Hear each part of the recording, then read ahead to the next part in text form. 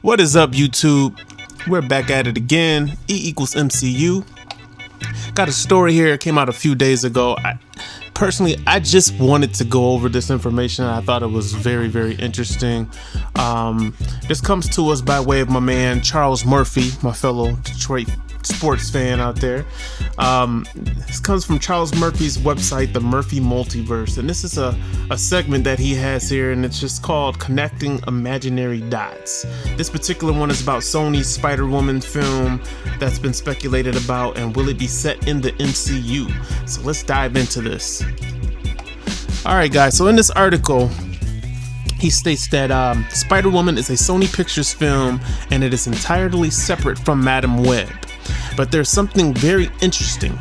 Amy Pascal is producing the film for Sony, but it's also being overseen by executive producer Rachel O'Connor. This is interesting because O'Connor has not been associated with Venom, Morbius, or Venom 2, but she has been associated with Spider-Man Homecoming and Spider-Man Far From Home. I don't think you need me to tell you why this is interesting, but at this moment all I can do is speculate as to what this might mean. And allow me to do that for you, Charles.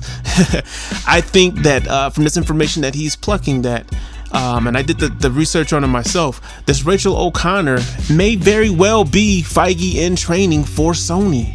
Like maybe she's working directly with Feige in on the Spider-Man project and the crossover, because you got to have someone to keep all this information straight and going, and the flub that we had in Spider-Man Homecoming, I mean, kind of shows you that when they got the years mixed up on how long it had been after the attack on New York.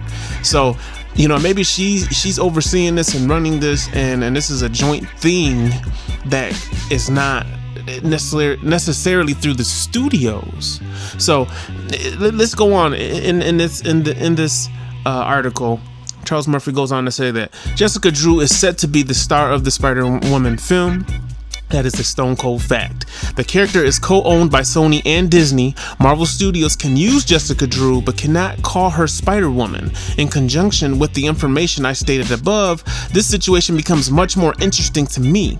I have to leave open the possibility that Sony and Marvel Studios could be working together on this film, meaning we could get a fully realized Jessica Drew rather than a half-assed one from either Sony or Marvel Studios.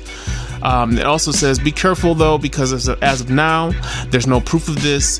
The closest we can come in tying O'Connor to the speculating that the October 7, 2021 release date that Sony just claimed was actually a sign of cooperation by Marvel Studios, who had originally claimed the date.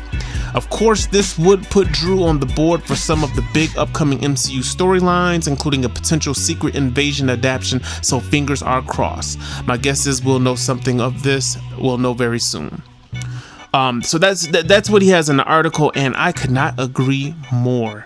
I think that it's very interesting that Disney may have had that date and they're letting Sony use it. And with this being released in 2021, that means that production on this has to ramp up very, very soon. If you look at all the signs of everything being reported beforehand on this, I mean, there's speculation of Agent of S.W.O.R.D. show on Disney Plus. Jessica Drew was a big part of that in the comics. There's speculation of Secret Invasion storyline starting on Disney Plus and then going into Captain Marvel 2. History between Jessica Drew and Captain Marvel goes long ways. I mean, it really looks like this is where they're going with it. And I think the real point of this is the fact that Sony and Marvel are working together on this, and essentially you're getting a fifth MCU movie in 2021. I think that, and I'm going to make some more videos on this, but I think that the Sony universe of Marvel characters is MCU adjacent, as they would call it, but I think that all of those stories are MCU. I think that Feige is being in the room or in the loop on what they're planning to do, and ultimately, look at it this way. You know, Disney can't make 8 MCU movies a year, although I mean they're pretty much doing that with the Disney Plus shows, but there's so many characters, and right now we are in the golden time of getting all of these stories and interconnected.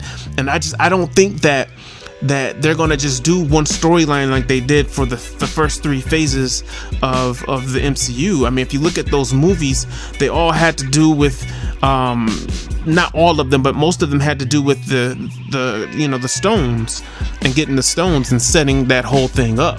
I think now we're getting into a realm where you're going to have 3 or 4 major storylines going at the same time that involve different characters, and I think ultimately that's all going to come together when they do Secret Wars. I think that's the total goal, and I think that's probably 10 years out, honestly, people. But let me know what you think. I just wanted to get in on this piece of information, this piece of news. Like I said, shout out to Charles Murphy. This comes from his website, and let me know what you guys think down in the comment section, and we'll discuss.